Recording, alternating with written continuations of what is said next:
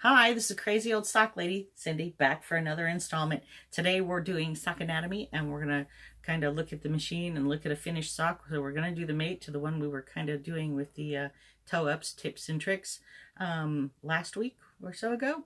But anyway, we're going to get started on this and we're going to heel on and rock on and party on and keep our toes toasty, and we'll see you on the flip side. Okay, well, we're off and running here. Ha ha ha ha. I'm probably not going to talk a whole lot through this because I knit better than I speak, and I speak better when I'm not knitting. So this might be a little bit more quiet. So we're going to actually do the toe first, and just like in our other tips and tricks video with the toe up, which we'll have linked in for you, we wrap the first needle behind the half mark on each one. I call it anchoring. Don't care what other people call it. It works for me. Doesn't create funny stuff at all on a sock. I'll show you on this sock where that falls here. That actually falls right in this area right here and here. So I don't have any dog ears or anything like that, but I also don't have any holes down here. Prevents all those little holes that you get. So that's why I like to anchor it. So there we go. So when I do this, like I said before, I engage the heel spring after the first row, because this row right here is going to be the very top of the sock right here. It's this row. So that's what we just knit, even though it's where the heel is right now. Later we'll get it across the way. So since I'm not very good at talking and knitting, I'm just going to mostly just knit. And I talk as I do it, so I go one up, hold that down. And I don't use my weights early. I find I get just as much done. It's actually quicker for me this way. Just hold down that first couple of stitches and it prevents them from being too loose.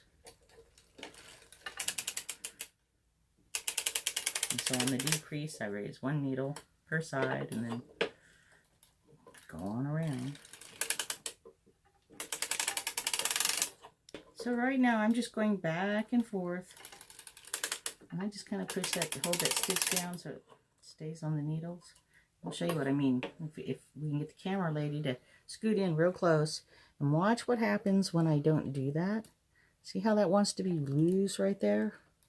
And it doesn't want to come up. So if I push down here, then that way that fabric stays on those needles. And we don't drop stitches. So that's why I just push down a little bit. Doesn't take a lot of pressure. Doesn't take a lot of time. Okay, so I got 2 needles left in it on the decrease on the heel. That's when I put in my heel weights. There's my LV. There's my bags, 2.5 pounds. Same weight as the same amount of weight as what's inside the sock, the cast-on bonnet right now. So I count down to the third one to put that in, and so there we go. And for the increase, I go 1 up, 2 down on the toe. I do a different heel than I do a toe. And the reason is because there's more pressure on the heel. It's the widest part of your foot. It's the most tension, I guess, stress on the fabric. And so if I have that heel really reinforced nicely, I don't have any trouble with it. I've been making socks for the last 8-9 years. Not always on a CSM, mostly by hand, but and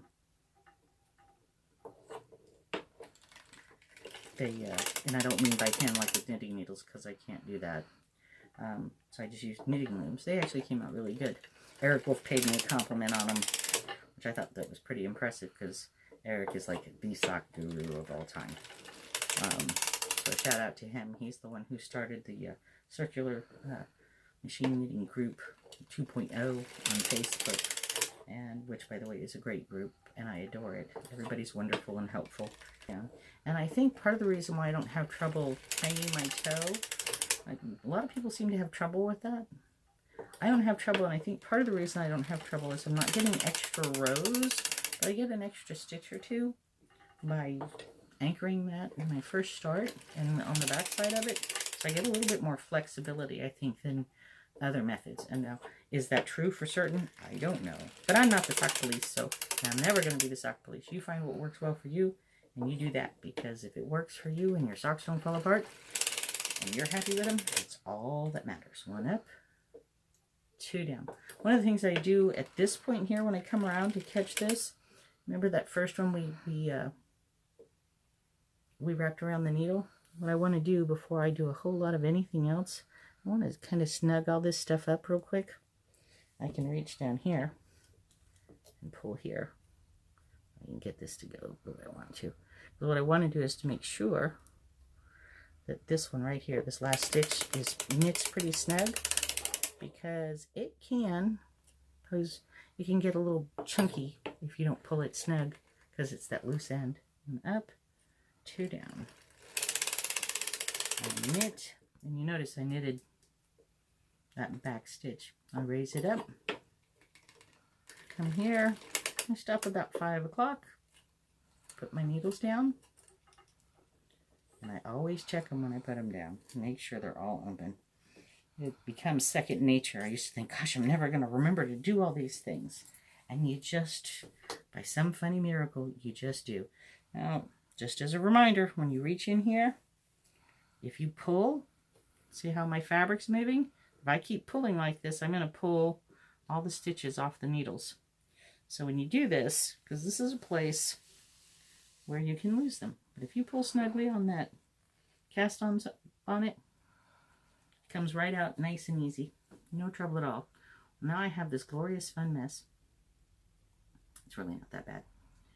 I do like to tuck the ravel cord and the waste yarn inside there, because I don't want that on top of the sock. And I tuck this here. Now, and I'm going to see if I can't highlight this really well for you. This time we get a better shot of. So here's the stitch of the ravel cord. Here is my waste yarn. You get ravel cord on the back side of here too. But it's between the ravel cord and the waste yarn that I want to look for, because that's my sock yarn. And that's your first row, right? That's the first row that we knitted, which is actually, we're going to hang it over here.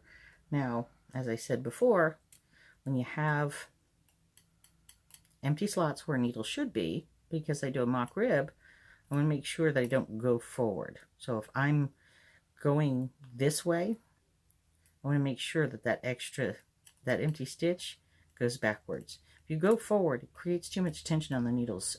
And then what happens is you can end up with needle barf. That's no fun. Here's the stitch that's on the needle, right? So on here right now you have a ravel cord and one sock yarn.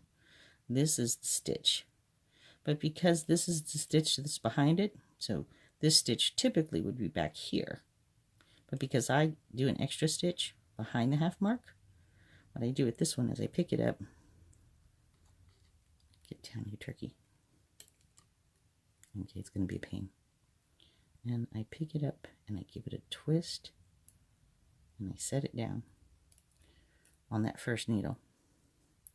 And then like I said, I pull that material, my sock material, as close to the needles as I can get them. And remember, always go backwards if you're doing a mock rib. One of the things I like about doing a mock rib on the toe up is when I make that transition, I don't end up with those little holes from the, single stitch to a mock rib of whatever kind it is. And if you notice, if you do this, it goes on really easily. Now I just grab it. Of course I say that, now I can't get my goodies in there. Here we go. And we go backwards. Okay, so what we've done here is we've hung the mock rib And we get some little kind of check marks when we do this. But to give you an idea if you've done it right, you see your ravel cord makes that nice little tidy line all the way around. That'll tell you if you've picked all the stitches up. So, but anyway, there's that. So just like before, we're going to push everything down next to the cylinder as best we can. I'm going to anchor, well, I'm not, I'm lying to you. See, just call me a big old fat liar. 1, 2, 3, 4, 5. 2 behind the half mark and 3 in front. If I had all my needles in there, I would do 3 behind and 3 in front of the half marks, because there's just so much going on right here. Excuse me. I want to make sure I've got all my bases covered. So I take this and I wrap around and to the back. I just kind of hold it down with my finger. Move on to the next one. I can get the yarn to go the way I want it to go. Bad fiber, bad fiber. No, I'm sorry, you're good fiber. You like to go through the machine.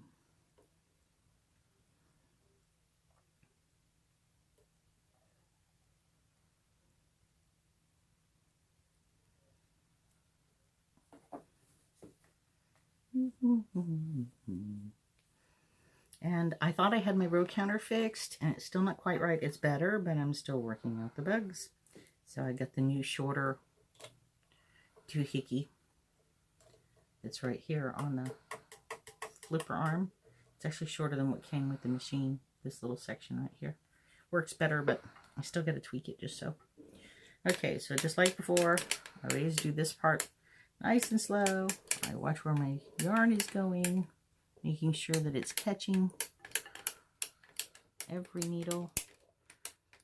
Dun, dun, dun, dun, dun. So I count when I do this. So this is 1, 2. Being goofy. Here we go. 3, 4, 5, and I'll do 43 rows, then we'll come back and work the heel. Well, thank you everybody for being here. If you're still here, I want you to do me a favor. I want to see who actually watches all the way to the end. So instead of head, shoulders, knees, and toes, would you please comment cuffs, heels, and toes. Thanks again. Don't forget to like and subscribe. Bye.